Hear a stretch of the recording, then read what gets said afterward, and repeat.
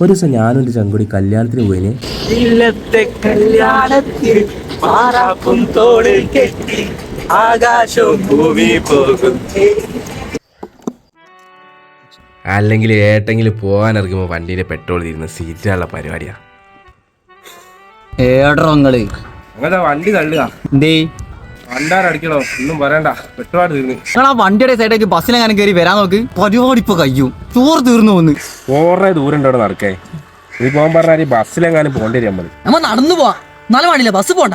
ശരിയാ, നമ്മൾ ആണുങ്ങളാണ്, ഞാൻ പെട്ടെന്നാണ് മറന്നുപോയി. അങ്ങനെ അവസാനം ഞങ്ങൾ നടന്നു പോകാനായിട്ട് തീരുമാനിച്ചു.